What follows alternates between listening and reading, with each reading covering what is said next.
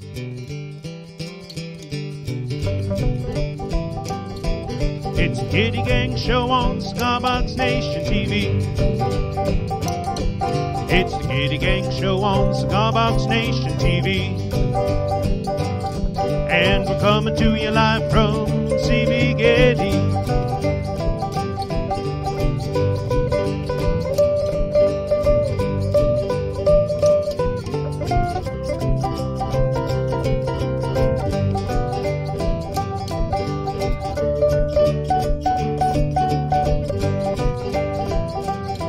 It's the Giddy Gang Show. Giddy Gang Show. It's the Giddy Gang Show. Giddy Gang Show. It's the Giddy Gang Show. Giddy Gang Show. It's the Giddy Gang Show. Giddy Gang Show. It's the Giddy Gang Show on Cigar Nation TV.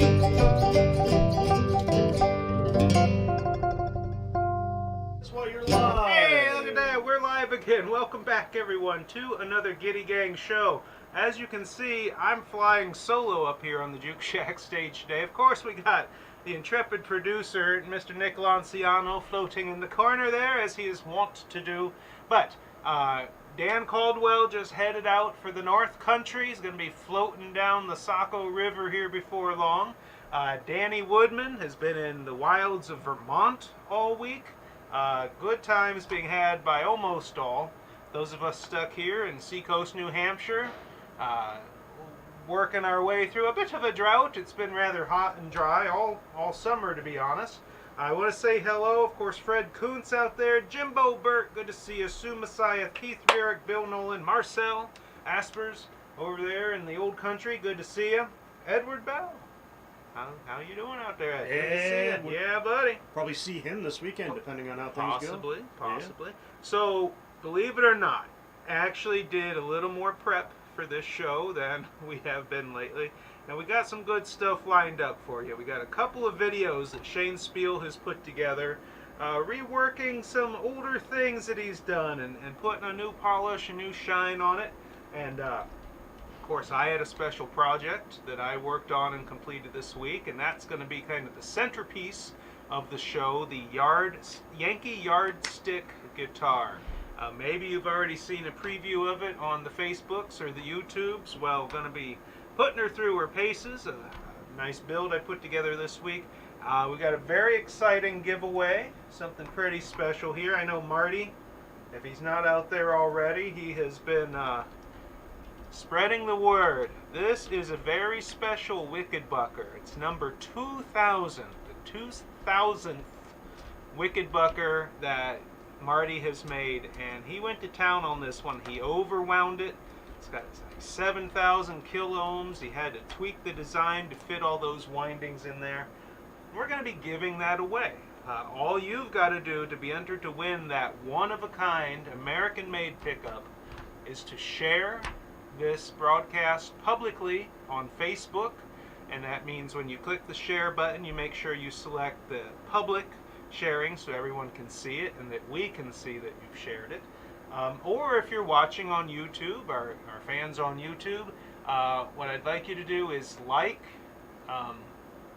this video broadcast. Now, you might need to wait until it's done and it posts as a regular video to our YouTube channel so that you can leave a comment on it. So like it and leave a comment once it posts. The live chats that you do right now while it's live, those don't count. It needs to be a full comment, which you can't do until after the broadcast is over and the video posts. But get into the running for this amazing one-of-a-kind pickup. It's an heirloom quality pickup for an heirloom quality guitar.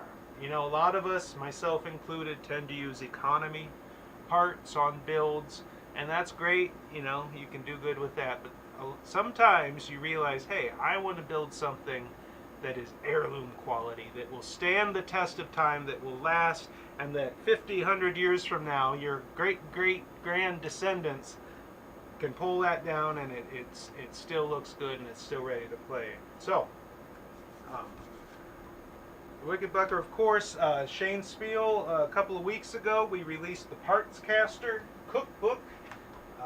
We've got a video today that Shane has done demoing one of the guitars in here, the Rat Rezo, which is one of the main featured guitars in this book, the Parts Caster Cookbook.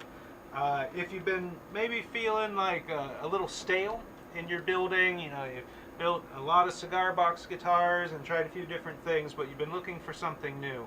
Great source of inspiration here from the king of the cigar box guitar, Shane Spiel, who has been studying homemade instruments for over 30 years. He's got books and bookcases full of research and turning his attention to modding and Frankensteining conventional guitars and turning them into something new and special. It's pretty cool.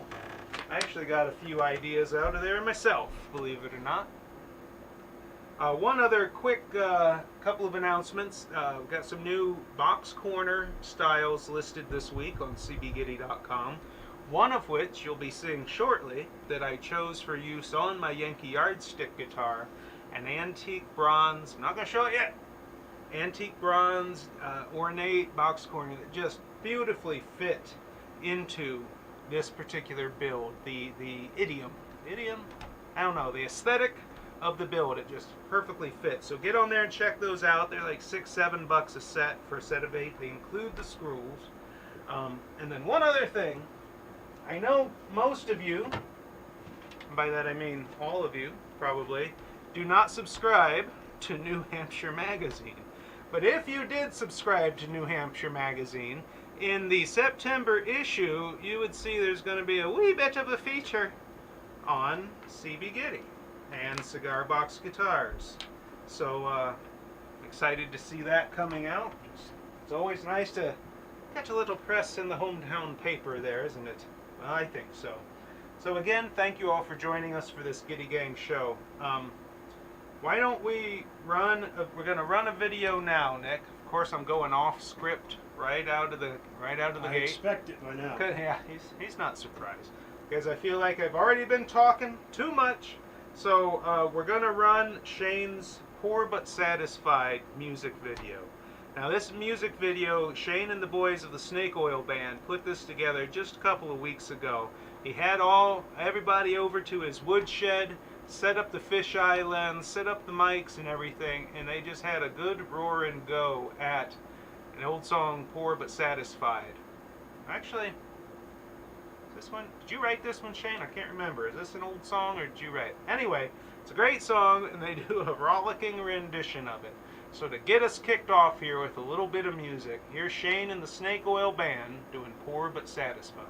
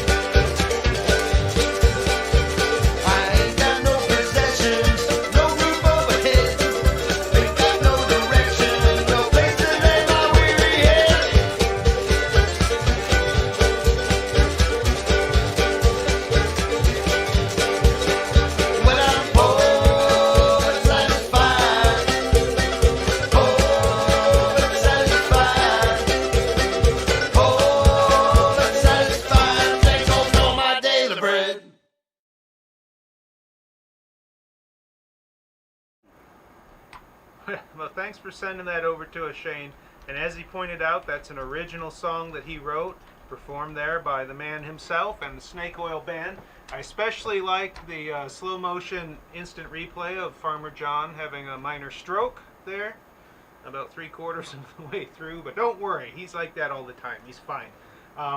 So thanks again. All right, just a quick reminder, if you're just joining us, we are giving away this week a very special, one-of-a-kind Wicked Bucker, hand-wound by Marty Tauber. It's number 2000. It's the 2000th Wicked Bucker he has hand-wound there in his workshop at his home. And that number includes the Giddy Buckers that we sell that are just the internal pickup bits. So yeah, you can be entered to win that by publicly sharing this video broadcast on Facebook or on YouTube. Once the live broadcast ends, get on there, throw us a like, a thumbs up. What do the gamer kids say? Smash that like button. I don't know. I thought he'd know. And leave a comment for us so we can see you on there, get your name into the running, and we'll do the drawing next week and announce the winner on next week's Giddy Gang show, and we'll get that beautiful baby shipped out for you. All right. Speaking of beautiful babies, I got fed up this week with sitting at my desk staring at a screen, and I told myself, Self, you need to get your arse out there into the shop and build something. So I headed out. Of course, I had to first do the customary clearing of the bench because it always gets cluttered up with all sorts of junk. And then I'm like, well, what am I going to build? So I started looking around, and next to my bench, there's an old metal bucket that I actually got from the Conway Scenic Railroad with a bunch of old necks and sticks and things in it. And some of the, included amongst the things, was a bundle of old wooden yardsticks. And I was just looking at them like, you know, I know a lot of people have used old wooden yardsticks for a fretboard, right? Shane has done it on fretless builds. I know guys have done it on fretted builds. It's like, well, that seems cool. I've always wanted to try that. So I grabbed the whole bundle, threw them on the bench. And I was like, you know, I've got enough yardsticks here. What if I built the entire guitar out of them? I was like, huh, is that even possible? Well, I don't know. So I started first, I made the, and we'll be stepping through some photos here, so I don't want to get too into it. But this is what resulted from my creative time at the bench. This is the Yankee Yardstick guitar. I built the box from old yardsticks, the top and the bottom are all old yardsticks. The fretboard is an old yardstick. And I'll tell you what, it took me 2 days to build it. Of course, I had to wait for some glue to dry, although as usual, I pushed the glue set times kind of hard. I always hurry them along a little bit. But the result is just an amazing sounding and awesome looking build that I couldn't be happier with.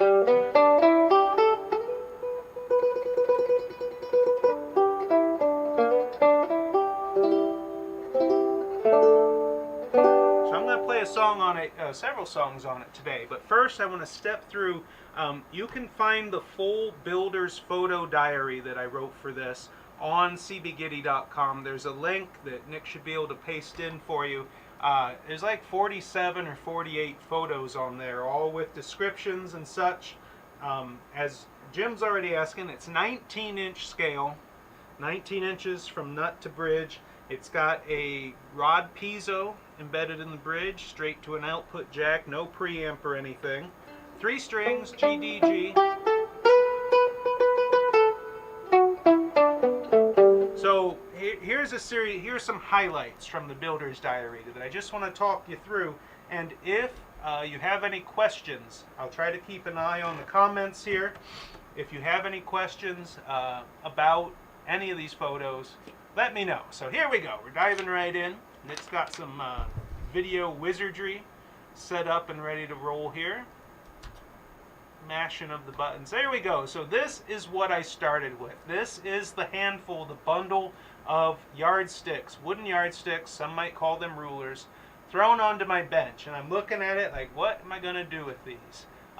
That biggest one at the bottom of the photo there is what I used for the edge or the frame of the box, and then I used various other ones. All told, I used, let's call it 7.5 yardsticks, because I only used part of one for the fretboard here.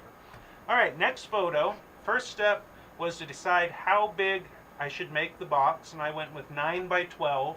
And so I grabbed a miter and a small saw I had handy and began cutting them to length. Cutting these to length was made a good bit easier by the fact that the ruler markings were on there. So 12, 12, 9, 9. It was kind of easy to find where to cut without any additional measuring.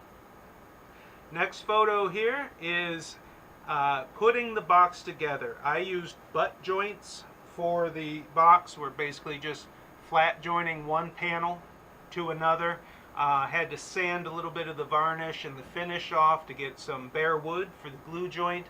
And of course it was made easier because I happen to have a pair of miter vices left over from my picture framing days. Perfect 90-degree angle. They're great for putting boxes and frames together. But you don't need that. You can make a 90-degree jig out of scrap wood if you wanted, and there's various other ways that people have found for making boxes, but I happen to have that specialty tool, so I used it. Alright, next photo. Once the box is together, I start choosing and cutting the wooden yardsticks to use for the top, for the soundboard of the instrument. I'm choosing thin, 1 inch wide, the thin softwood rulers for this, the softwood yardsticks, because I want this instrument to have an awesome acoustic tone, and I know that that thin softwood will give me that. Now, yardsticks aren't selected for their tone wood properties. When they're printing yardsticks, they're not checking straightness of grain or any of that. These things, none of the stuff in this guitar was ever meant to make music or have a voice. Of course, that's one of the coolest things about this whole hobby for me, is giving a voice, pulling tone, pulling timbre out of objects and things that were never meant to have a voice or to produce tone. Pretty cool stuff, I think. So here I am, I'm cutting to 12 inches and laying out the top panel strips that I'm going to be gluing together. A yardstick, of course, is 36 inches long, and I'm cutting each one into 12-inch lengths, so I got 3 per yardstick, and it took 3 yardsticks total to cover the top. Next photo we got coming up here. This is how I laminated all of these pieces together. I'll quickly walk you through what I did. Once I had them all selected and laid out, I took them over to the edge sander and just lightly sanded each edge to get through the patina and down to some bare wood, which would give me a stronger glue joint. I then used 4 hardwood rails. Those happen to be American chestnut net blanks. I coated the rails with painter's tape, which you can see there to keep the glue from sticking. I then laid my slats out on 2 of them, applied glue, pushed them together, wiped off excess glue, put the top 2 rails on, clamped those rails together, all of that to keep this panel flat so that when I start squeezing it this way, they wouldn't buckle and get out of whack.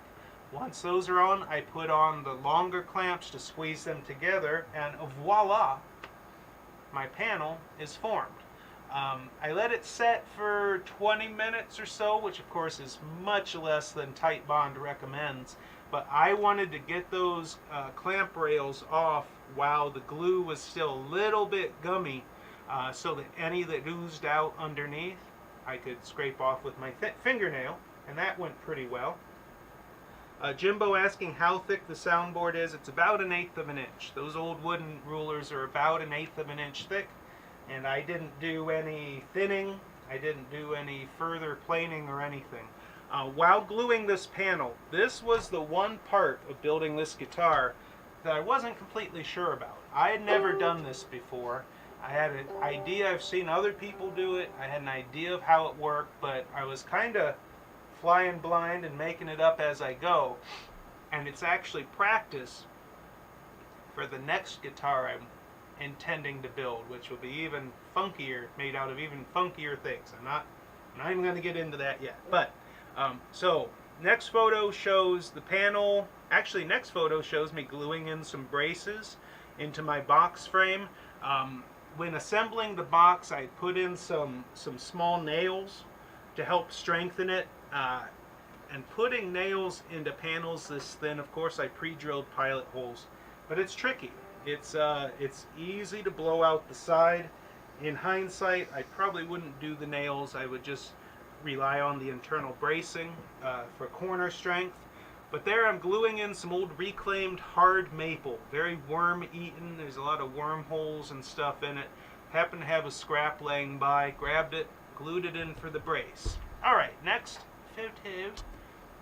Hand cutting the neck notch. This is a neck through instrument, and because I had already glued my braces in, and I couldn't get it onto the bandsaw without messing up the other end, so I'm hand cutting my notch there. Took a lot of cuts and then a lot of filing to get that thing smooth, but it was worth it. There's the intrepid filer, putting in some elbow grease and getting her done. One good thing about building rustic style instruments such as this is you don't have to get it completely smooth. Alright, next photo. Doing a dry fit. I've notched the neck, I've notched the headstock, I've rounded the back of the neck, I've cut my potential fretboard to length. It's not fretted yet, and I've glued in another brace. I discover later that I notched my neck a little too deep, so there was some more bracing necessary later to keep it from bowing once strung up. But yeah, there's my dry fit, and what comes next? Gluing on the top.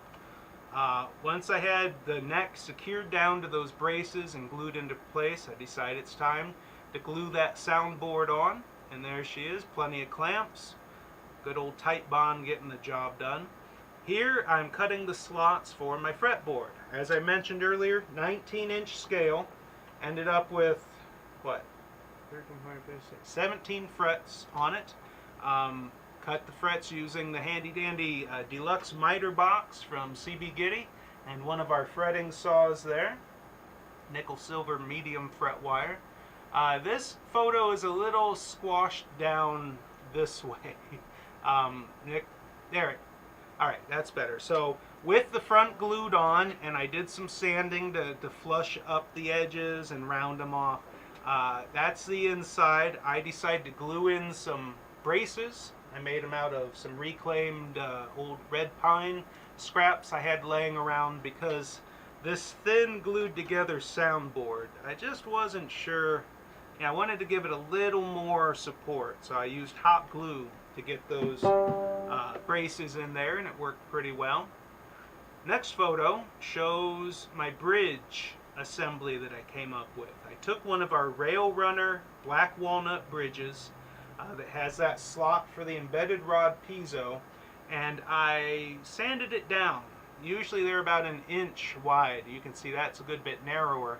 And then I was worried that the bridge wouldn't be high enough, and I made that nice spacer shim there out of a piece of leftover ruler. Ended up not needing it, as we'll see later, but you know, it looks cool. I'll use it on something. So that's the bridge drilled down through the soundboard there for the lead. Here the bridge in place with its saddle rod in place and the tailpiece. I used one of my hobo fiddle tailpieces. We make them here in the shop. They're cut from stainless steel. You might notice that doesn't look much like stainless steel. I used a chemical bath to add a bronzed finish to it, kind of antique it down and give it a little more patina. About this point I realized, hey, what about sound holes? I often kind of forget them till the end. So I grabbed the old hole saw and measured a little bit, being careful to miss those braces I had glued in. Drilled a couple of sound holes, and I made them a little bigger than I normally would because I knew I was going to be making the back panel out of rulers as well, and I wanted some of that to be visible in there. When you look in there, you can see the back sides of those yardsticks from the other side. So made sound holes a little bigger than normal. Didn't seem to hurt the acoustic sound all that much. And here, between the last photo and this one, I put strings on it. Nylon strings, mind you. Started tightening them and watched that neck just go brrr, pull right forward. And that thin, less even than 3/8 of an inch, is about 5/16 of an inch of wood on the neck extension that goes through the box. And I watched that thing just bow. So I was like, oh, a little too much string tension for how much wood I left. So step one was to install this antique brass chair brace between the neck and the box. It screws through into the brace there. And I took it over to the belt sander and actually sanded off some of the bottom lip here. And I also sanded the back part to change the angle a little bit so that when the screws were tightened, that angle would pull the neck back this way. So it would fight the neck trying to pull forward. The other thing I did, I don't have a photo of it, but you can see there inside the box where the neck extension goes through. I glued a brace onto the back of that. Cut it exactly to fit, glued it in there, popped some screws in it to keep that interior portion from wanting to bow. Those two steps together gave it enough strength to nicely stand up to the string tension, and I realized the bridge with that spacer was too high, so I took the spacer out, put a couple of buffalo nickels in there instead, one of my favorite things to use for bridge shims. Jim Burt saying glue the bridge. No, it's a floating bridge, although it's kind of held in place because of the rod piezo lead that goes down through. Adam Jellison asking if I sealed it. I did not. Just a bit of linseed oil, no poly, no varnish, none of that. I don't often take that step. I like leaving them a little raw and natural. If they get a little dull and dingy, you can always use some Giddy Miracle Oil to spruce them back up. Here I'm putting together the back panel, well, to form the back of the box, using the same method I used for the front, basically laminating them together. And then I think the final photo here, there are those box corners, the large ornate antique brass box corners that we only recently got listed on CB Giddy. I took the instrument into the parts room and just started trying different things. Didn't really like anything, but then I grabbed these, and something about that design on them, for me, just seemed to match the overall look of the instrument.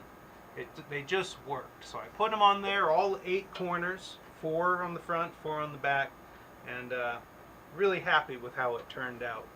Now, these yardsticks, just want to speak briefly about them.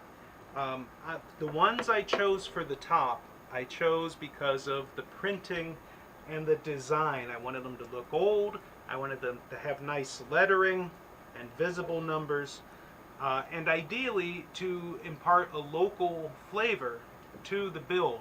And so on the front here, we've got Portsmouth, which is Portsmouth, New Hampshire, and phone Portsmouth 125. Back when phone numbers were 3 digits, right? On the back here, probably can't see, but there's one, it says Center Ossipee, New Hampshire, phone 1. The phone number was 1. This was Abbott's General Store up in Center Ossipee. The general store in the town, the first place to get a phone when they came through, its phone number was 1. So the local flavor, the antique local flavor, these place names, yardsticks really are a cool thing to use, whether just for a fretboard, as a decorative. Shane was talking about like covering a solid body, taking a solid body guitar, like one of his parts casters, and putting this over the whole front of it for an awesome look. So I just kind of, and then of course I used a wood burner to sign the headstock a little bit, and that, you can imagine why I called it the Yankee Yardstick. So I want to play a little song on it now, a little bit of a hymn. That you might recognize. I believe the official name of it is I Come to the Garden Alone. It's been called In the Garden, or He Walks with Me and He Talks with Me.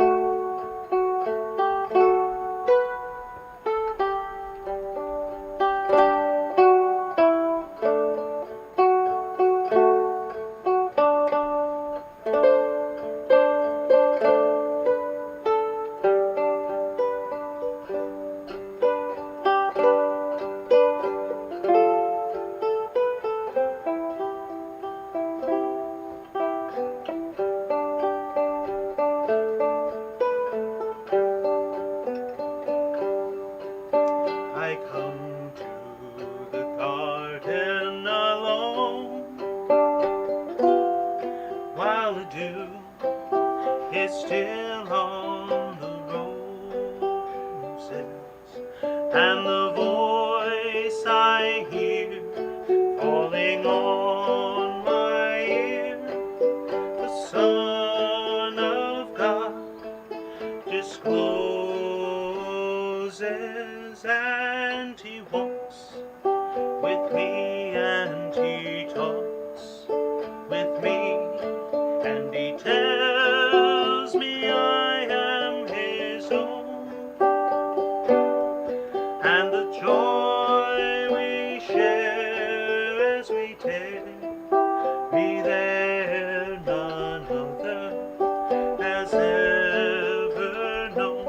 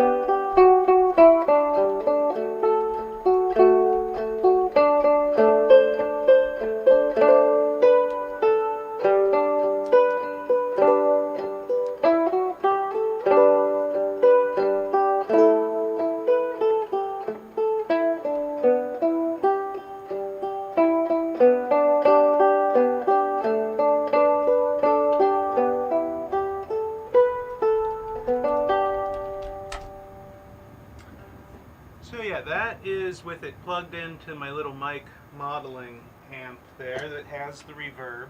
Whoever buys it's going to have to fight Ben for it. Yeah, I don't want to sell it. It's listed for sale, but I don't want to sell it.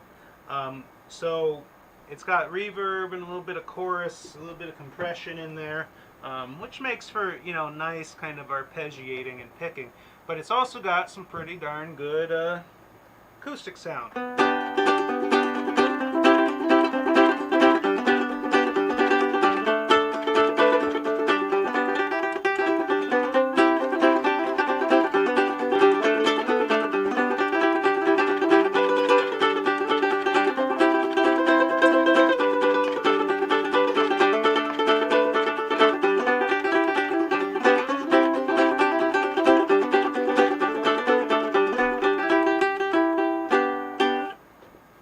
So yeah, I love it.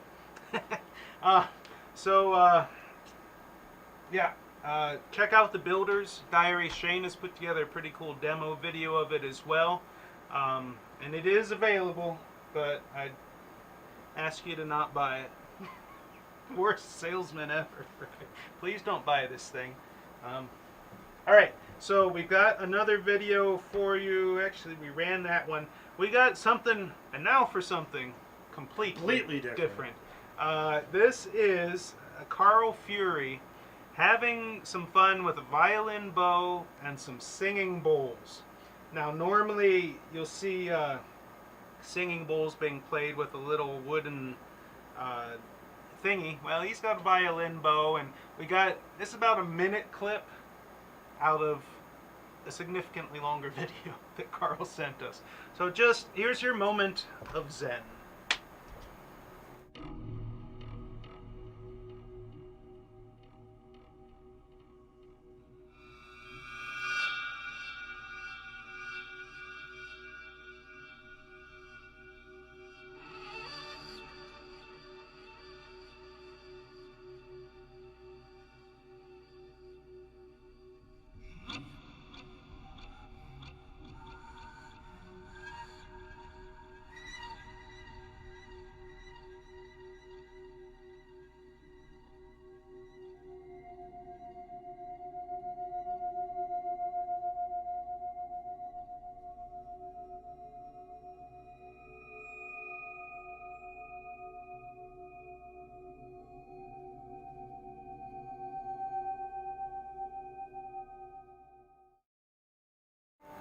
Hey, that was it. That was a minute, everybody.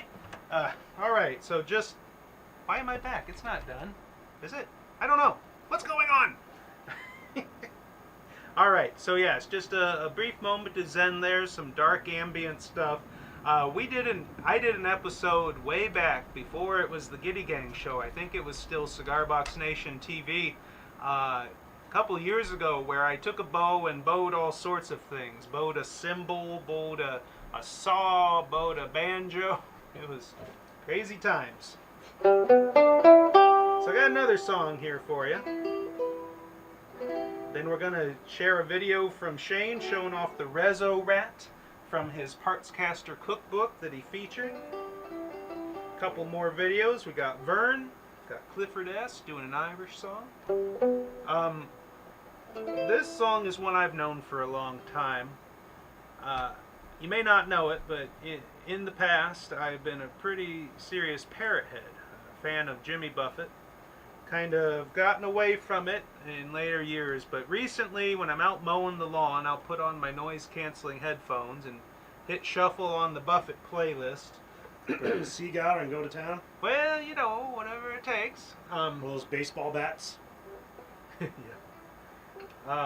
And this is a song I've always enjoyed by him. It's one of his slower ones. It is not Why Don't We Get Drunk and Screw or Margaritaville or Boat Drinks or any of those.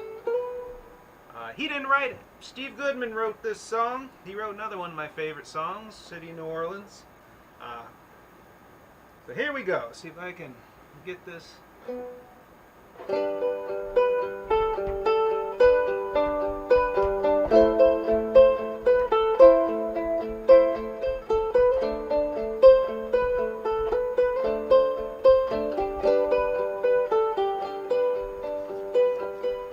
Down to the banana republics, down to the tropical sun, go the expatriated Americans, hoping to find some fun. Some of them go for the sailing, caught by the lure of the sea, trying to find what is ailing, living in the land of the free. Some of them are running from lovers, leaving no forward address. Some of them are running tons of ganja, and some are running from the IRS. Late at night you will find them in the cheap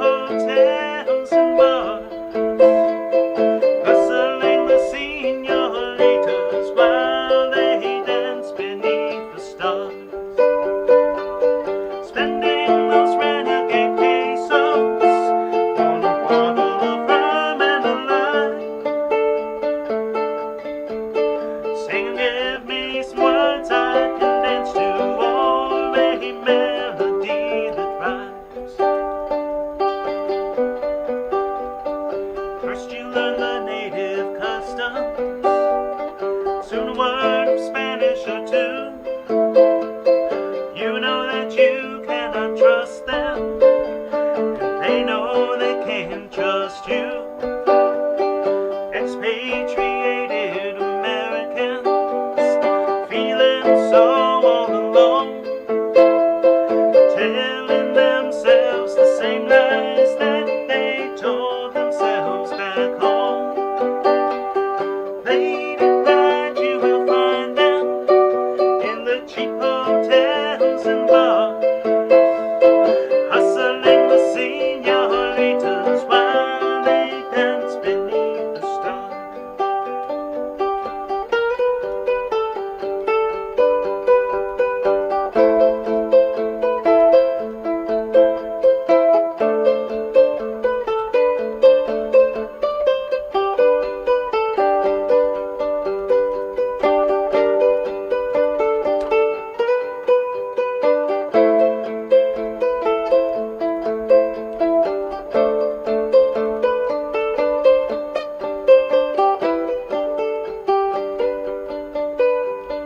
Down to the banana republics, things aren't as warm as they seem.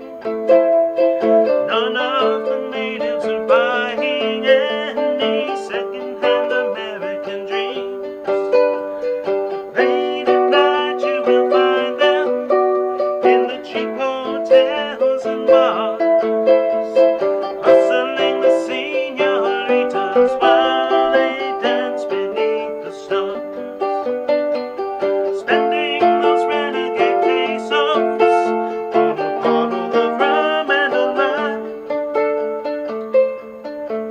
singing give me some words I can dance to, or a melody that rhymes. Singing give me some words I can dance to, or a melody that rhymes. I like that song.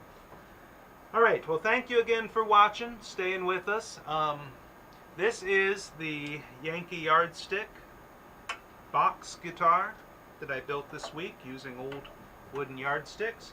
We are giving away an awesome one-of-a-kind pickup this week, number 2000, Wicked Bucker number 2000, hand-wound by Marty Tauber, signed and numbered there on the back, made in the USA, proudly. I haven't seen Marty out there today, have you? I have not. I'm surprised. He's been pretty excited about this. Maybe he just passed right out. Who knows? And of course, my compatriots, Dan Woodman and Dan Caldwell, are out and about this week. Nick behind the producer's desk there. Not sure why I'm repeating all this, but here we are. We've got two more videos for you. We got a short one from Vern doing Where the Saints Go Marching In, When the Saints Go Marching In. Then we can go right into Clifford S. doing a good old Irish rebel songs. God Save Ireland, cried the heroes. Then we'll come back, send out a birthday song to a couple of people.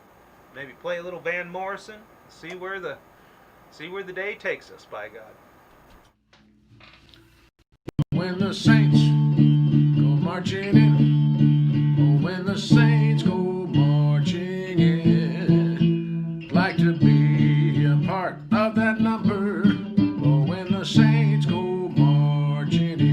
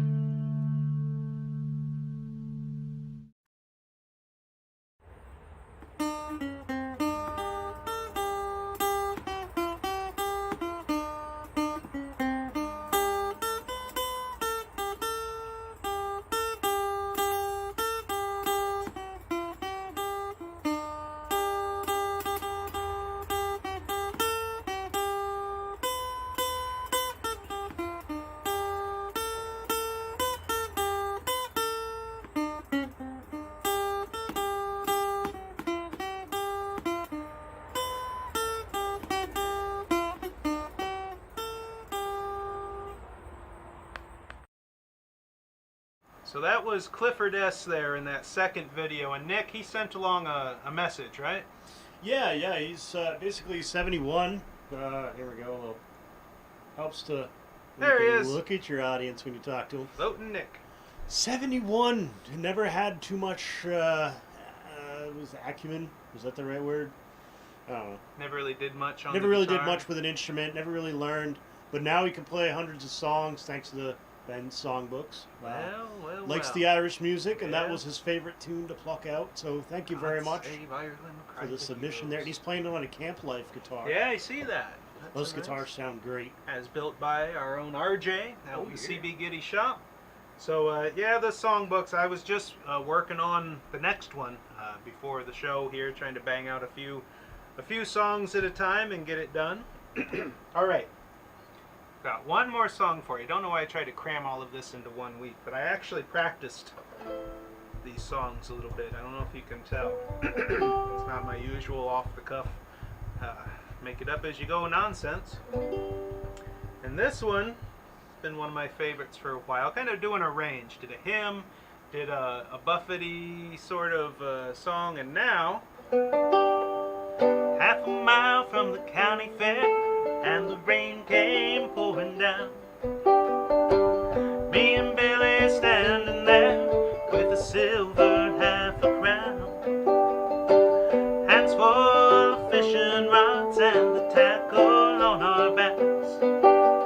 We just stood there getting wet with our backs against the fence. And oh, the water, oh, the water, oh, the water. Hope it don't rain all day. And it stung me to my soul. Stoned me just like jelly roll, and it stoned me, and it stoned me to my soul. Stoned me just like going home, yeah, it stoned me. Then the rain let up and the sun came out and we were getting dry. Almost there, a pickup truck nearly passed us by. So we jumped right in, gave the driver a quick grin, and it dropped us up the road. Well, we looked at the swim and we jumped right in, not to mention fishing poles. And oh, the water, oh, the water, oh, the water, let it run all over me. And it stoned me to my soul. Stoned me just like jelly roll, and it stoned me. Yeah, it stoned me to my soul. Stoned me just like going home, and it stoned me. On the way back home, we sang a song, but our throats were getting dry.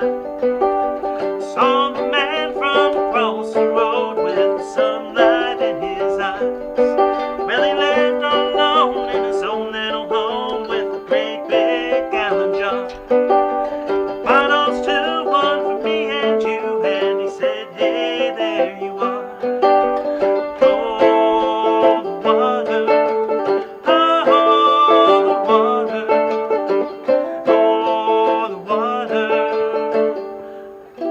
Fetching myself from the mountain stream, and it stoned me to my soul. Stoned me just like jelly roll, and it stoned me. Yeah, it stoned me to my soul. Stoned me just like going home, and it stoned me.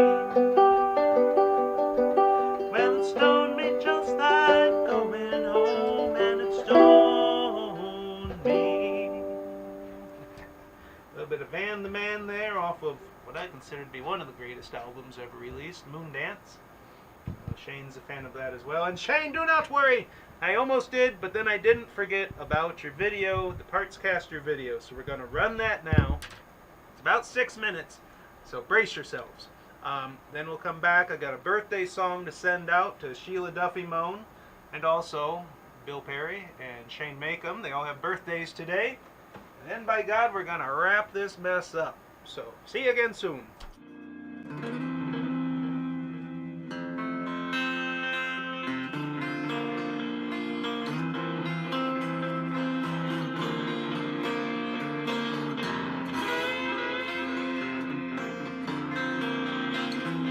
This is the Rat Rezo. I built this guitar from a pile of junk, and it started with the body from an old Walt Disney's Camp Rock guitar.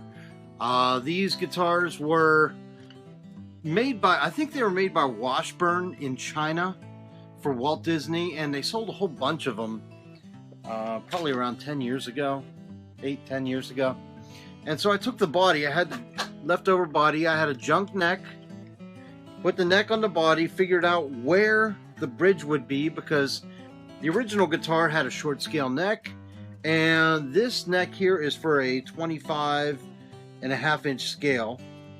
So I had to put the neck on, figure out where the bridge was going to be. I marked it on the body.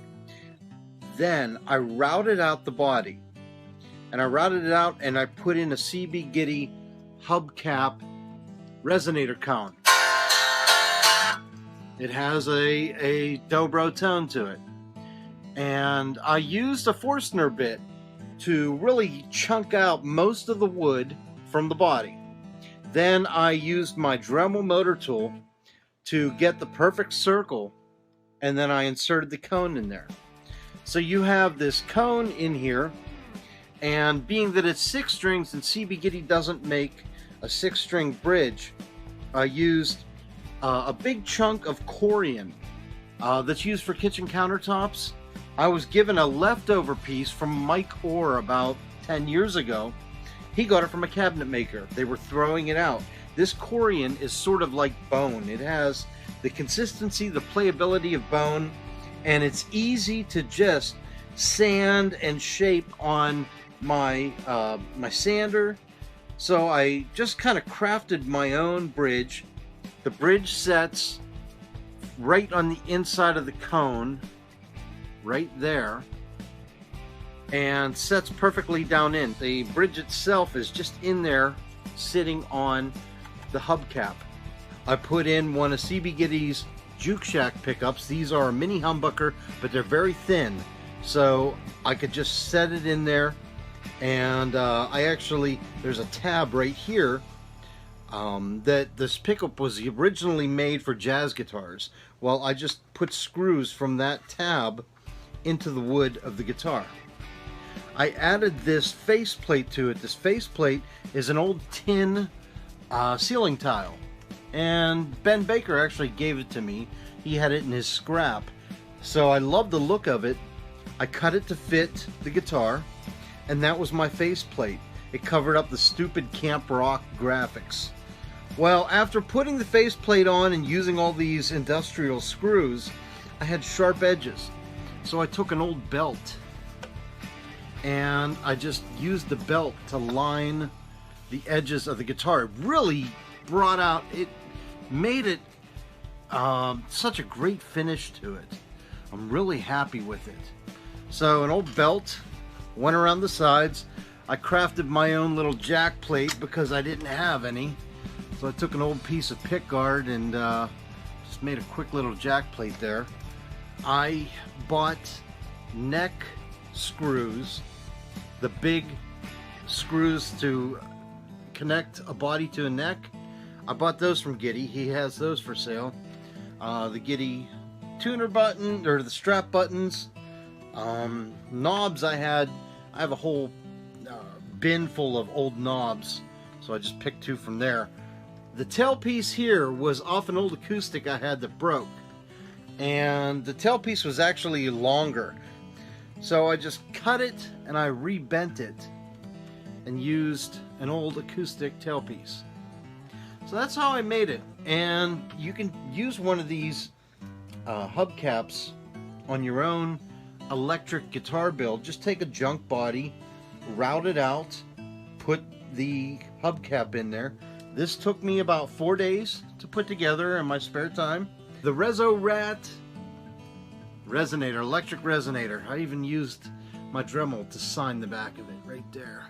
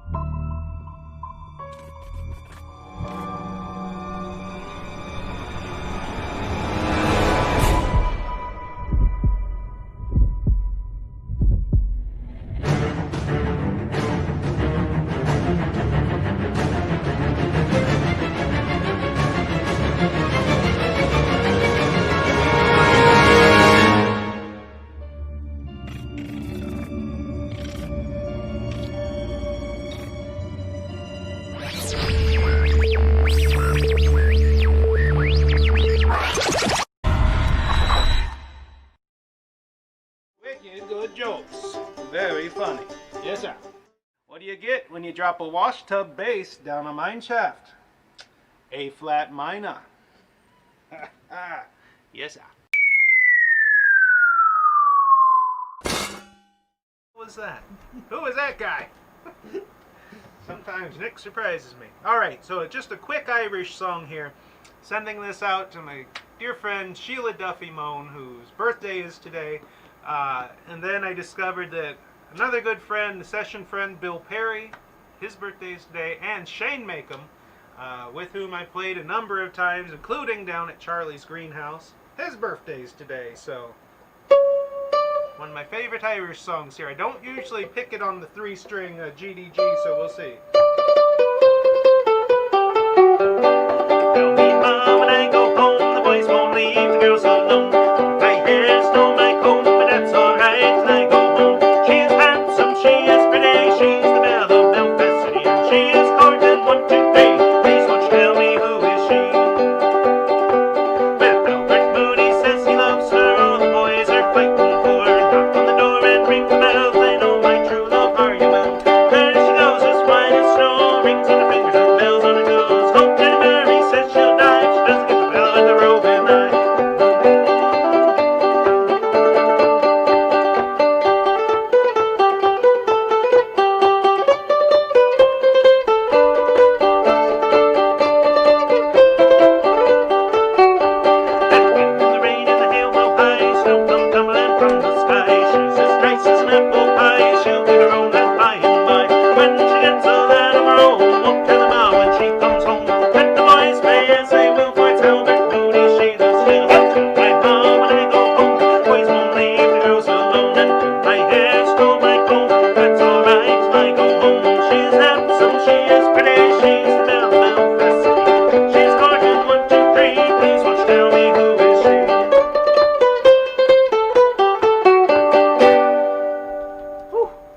So fast anyway.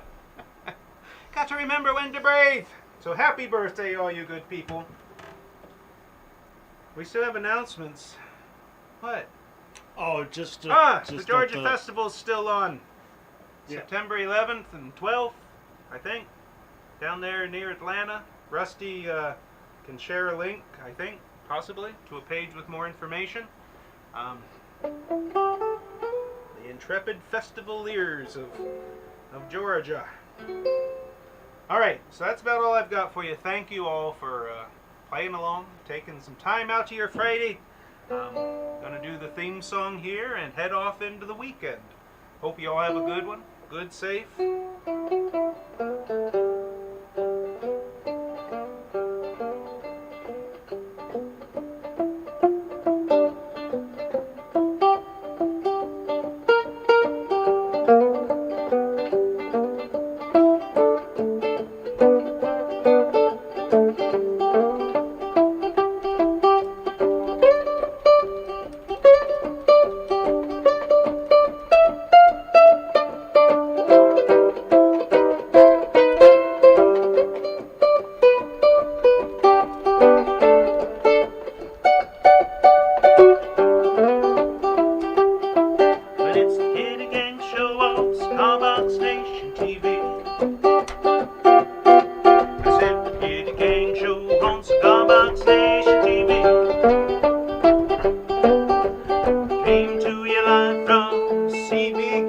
Oh, Shane's singing a different song there. Well, it's B-double-E-R-R. How's it? B-double-E-R-R-U-N. B-double-E-double-R-U-N. I'm saying beer run. I'm singing beer run. It's B-double-E-double-R-U-N. I'm singing all you need is a stick in a box and some strings. That's not true. Saying all you need is a stick in a box and some strings. I didn't believe it before, but now I see it. Well, you put them all together, you know they're gonna ring. Even if it's just 9 yardsticks.